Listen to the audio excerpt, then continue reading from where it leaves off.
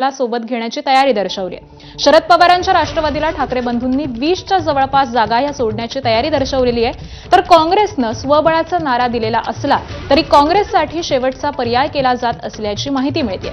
यासाठी वरिष्ठ पातळीवरती ठाकरेंच्या शिवसेनेकडून चर्चाही केली जाते।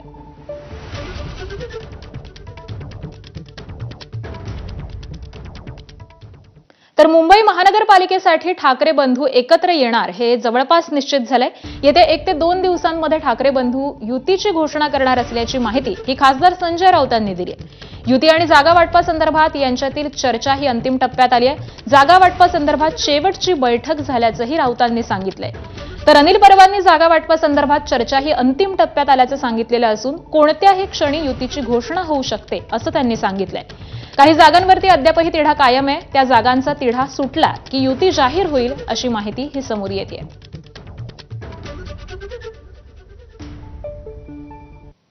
चर्चा पूर्ण झालेली आहे आणि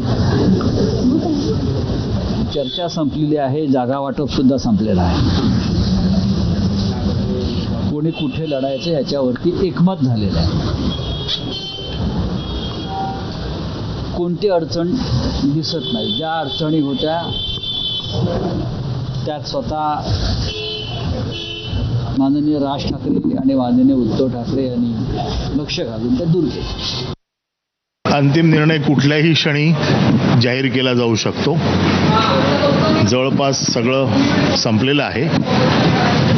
दोन्ही पक्षाचे सर्वोच्च नेते कुठल्याही क्षणी या बाबतीतली अधिकृत घोषणा करतील। कुठल्याही क्षणी म्हणजे आजपासून कुठल्याही क्षणी ज्या वेळेला जागा वाटप म्हणजे घोषणा होईल अधिकृत, त्यामध्ये सगळ्या गोष्टींची उत्तरं दिली जातील आणि तुम्हाला सगळ्या गोष्टींचे जे काही अपेक्षित प्रश्न आहेत हे ज्या वेळेला याची घोषणा केली जाईल त्यावेळेला तुम्हाला कळवलं जाईल। आणि यानंतर पुढची बातमी आहे भाजपच्या गोटातून। मुंबई महापालिका निवडणुकीसाठी